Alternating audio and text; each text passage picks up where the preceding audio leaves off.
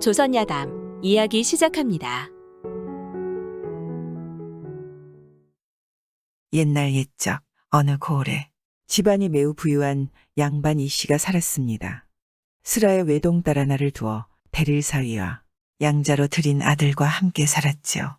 특히 양자로 들인 아들은 성품이 시원시원하고 행실이 단정하며 조숙하여 이씨 부부의 사랑을 듬뿍 받았습니다. 그런 양자가 어느덧 장성에 신부를 맞이하여 장가들었는데 신부 역시 재주와 용모가 뛰어났지요. 그런데 이런 양자를 시기하는 사람이 있었습니다. 바로 외동딸이었지요. 이 외동딸은 자신의 아버지가 양자 아들을 날이 갈수록 신임하고 더욱 아끼는 모습을 보고 걱정이 생겼습니다. 저 양자 아들이 없었다면 집안의 재산을 독차지할 수 있었을 텐데 이제는 양자 아들한테 재산을 다 빼앗길 것 같았지요. 해서 양자 아들과 아버지의 끈끈한 사이를 갈라놓을 궁리를 했습니다. 양자 아들 자신에게는 아우지요. 이 양자 아우가 아버지에게 의심을 품어 마음을 변하게 하고 마음이 변하면 집을 나갈 것이라 생각했습니다. 그리하여 남편 오씨와 수작을 부리기로 합니다. 밤이 되면 아버지의 지팡이와 신발을 양자 아들의 신부방 창밖에 옮겨 놓을 테니 양자 아우를 불러내 그 장면을 보게 하라는 것입니다. 오씨는 그날 한밤중에 양자 아들 방에 들어가 한숨을 쉼없이 지었지요. 아들은 오씨의 한숨을 듣자니 깊은 근심거리가 있나 걱정되어 이유를 물으니 오씨는 어쩔 수 없다는 듯 말해줍니다. 그리고는 죽을 때까지 입 밖에 내지 않기로 약조합니다. 방금 전에 나갔다가 우연히 보았네.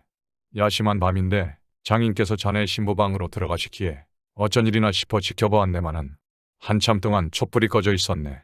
이 무슨 예법이란 말인가. 오씨는 양자에게 안뜰로 들어가 보게 했지요. 이 씨의 지팡이와 신발이 아직도 신부방 창밖에 놓여 있는 게 아니겠습니까? 외동딸이 일부러 갖다 두었으니까요. 이 사실을 꿈에도 생각지 못했던 양자는 그 길로 잠자리에 들지 않고 의관을 차려입고는 읽고 있던 서전책 2권을 품속에 넣고 밖으로 나갔습니다. 그 뒤로는 집으로 돌아오지 않았습니다. 다음 날 집안 사람들이 양자를 샅샅이 찾았으나 찾지 못했습니다. 그 뒤로 10년이 다 되도록 소식이 없으니 모두들 양자가 죽었다고 생각했습니다. 도대체 어디로 갔단 말인가? 이제 막 혼이 난 새색시를 두고 어떤 연유도 남기지 않고 말입니다. 생과부 신세로 살아가면서도 날마다 밤마다 자신의 낭군님을 믿고 기다립니다. 그러던 어느 날 종중 어르신들이 모여 집안의 양자의 생사를 알 수 없으니 양손이라도 세우자는 것입니다. 이 씨는 기다리던 아들은 생사를 알 길이 없고 양손을 맞이해야 한다니 결국 병에 걸렸지요. 이 씨가 가깝게 지내던 의원이 백리 밖에 살고 있어 사위를 보내 모셔 오게 했습니다. 오 씨가 의원을 모시러 가는 중에 들른 주막에서 거지 한 사람을 보았는데 생김새가 처남과 꼭 닮은 것이었습니다. 지난밤 부인이 양손을 드리느니 집 나간 아우가 났다는 말이 생각났습니다. 그리하여 남몰래 거지를 불러 말합니다. 듣자 하니 우리 처남과 동갑이구나. 네가 내 말대로만 한다면 논밭과 재산, 아리따운 아내까지 다 가질 수 있다. 죽을 고비에서 살 길을 찾았으니 무슨 일인들 하지 않겠습니까? 그리고는 그간의 일들과 인적사항이며 요목조목 아주 상세히 알려주고 익히게 했습니다. 그렇게 거지는 가짜 양자 아들이 되었습니다. 거지한테도 이런 천의 기회가 아니겠습니까? 큰 재산을 얻고 아리따운 아내가 생긴다 하지 않겠습니까? 그리고는 의원한테 가던 길을 돌려 집으로 향했습니다. 마침내 오 씨는 그 거지를 데리고 집으로 돌아가 이 씨에게 소식을 알렸습니다. 이 씨는 병든 몸이었음에도 자신도 모르게 벌떡 일어나 거지가 있는 곳으로 직접 걸어가서는 자세히 살펴볼 새도 없이 손을 붙잡고 통곡했죠. 10년을 죽었는지 살았는지 생사도 알지 못한 아들이 살아왔다는데 무엇을 살피고 무엇을 의심하겠습니까? 거지가 이 씨의 집에 이르자 이웃과 친척의 남녀노소가 모두 모여 말했습니다. 10년 사이에 궁하고 어려운 처지가 이 지경이어도 옛 모습은 여전히 남아있다면서 누구도 의심하지 않았지요. 그간 생과부 신세로 낭군님만을 기다려온 신부는 문 밖으로 나와서 거지를 바라보더니 즉시 도로 방으로 들어가 버리지 뭡니까. 시부모는 타이르듯 말합니다. 갓 결혼하였다가 곧 헤어졌던 까닭에 생김새를 자세하게 기억하지 못하는구나. 의심하지 말고 나와 보려무나. 분명히 다른 사람입니다. 의심할 것이 뭐가 있겠습니까? 이렇게 옥신각신하다가 신부가 이런 생각을 하였다죠. 그리고는 마음속으로 말합니다. 모두들 눈이 어두워지고 마음이 흐려졌구나.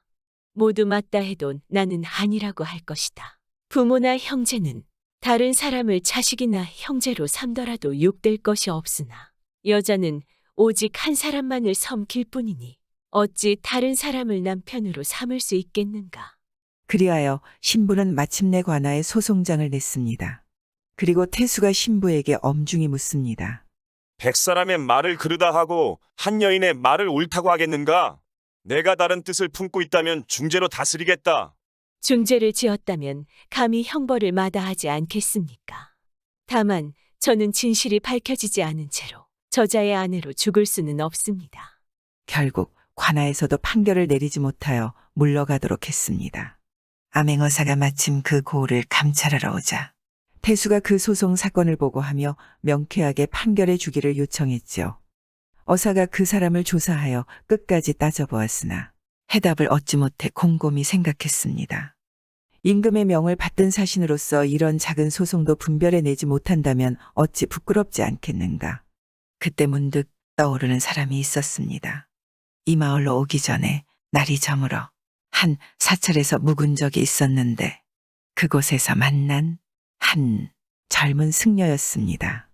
자신의 꼴이 누추했어도 거지 취급하지 않고 모두 일어나서 어사를 맞이하여 절을 하는데 젊은 승려 한 명은 조금도 움직이지 않고 가부좌를 든 채 밥을 먹기만 하는 것이었지요. 어사의 불편한 기색을 알아차린 승려가 말해줍니다. 절 뒤쪽 암자에 머물고 있는 수행승인데 불가의 경전을 다른 승려들에게 가르쳐 주느라 잠깐 내려왔다고 했습니다. 13살에 출가해서 10년째 절 밖으로 나가지 않고 암자에 머무르고 있었다는 것이었죠. 어사는 머무는 암자로 일부러 찾아가 보았습니다. 절 뒤쪽에 암자로 올라가 보니 책 읽는 소리가 들렸는데 낭낭하여 듣기가 좋았습니다. 문 밖에 서서 들어보니 바로 채침의 서전을 읽고 있는 게 아니겠습니까? 그 승려가 읽고 있는 책은 육아의 서적이지 않은가 의아해했지요. 그때를 생각해 보니 수사차 들렀던 이씨 방에서 승려가 읽었던 서전을 보았던 것도 심상치 않아 여러 가지로 신경이 쓰였던 것입니다.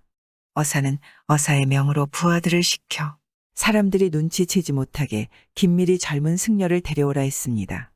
승려에게 암행어사임을 밝히고 자신이 누구인지 왜 10년간 속세를 떠난 연유를 말하게 했습니다. 젊은 승려는 10년 전 집안의 병고로 천지간에 용납하기 어려운 일 때문에 부처님의 자비에 의탁해 목숨이나 부지하며 살았다고 어렵게 말했습니다. 암행어사 또한 젊은 승려에게 소송 사건을 말하며 내일 아침 관아에 잡혀온 술 취한 중노릇을 하라 했지요. 어사는 앞서 소송하였던 이씨 집안의 일가 친척, 동네 사람을 모두 불러 차례로 신문했습니다. 한결같이 전과 똑같은 대답만 돌아왔지요. 신부 또한 변함없이 말합니다. 한 가닥 목숨만은 살려주어 진실이 밝혀질 날을 기다리도록 해주소서. 그때 어사가 또 조금 전에 끌려온 중을 데려오라 명하고는 사람들이 보는 앞에서 관아에 왜 끌려왔노라 말하게 했습니다.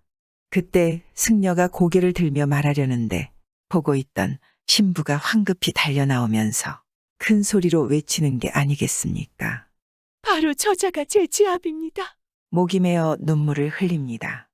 아이고, 이 사람이 정말 그 사람일세. 저 사람은 생김새가 비슷하기는 하지만 실은 다른 사람이었네 그려. 신기하구나. 신부가 귀신같이 잘 알아보았구나. 흐려진 눈이 이제서야 또렷이 보이나 봅니다. 과연 암행어사로구나. 신부는 진짜 알아봤던 것이죠. 이 씨는 10년 전에 아무도 모르게 꾸며졌던 무고가 이 씨의 양자는 10년 동안 마음속에 쌓여있던 의심이 얼음 녹듯 풀렸습니다. 그렇다면 외동딸과 오가놈은 어찌 되었을까요? 자신들의 탐욕으로 집안 사람들을 몰살하려 했으니 그 죄가 무거워 능지처참 다음으로 무서운 장살에 처했습니다. 거지는 죽을 고비에서 살 길을 찾았을 뿐이라 하여 한 단계 낮은 형벌을 내려서 추방했습니다. 신부는 밝은 식견 덕분에 자신의 정절을 잘 지켰고 간악한 자의 흉기에 노란한 집안을 살렸습니다. 이런 신부가 세상에 또 있을까요? 신부의 진정한 믿음으로 진실이 밝혀지고 각자의 자리로 돌아간 이야기였습니다. 구독과 좋아요와 함께 오늘도 좋은 날 되세요.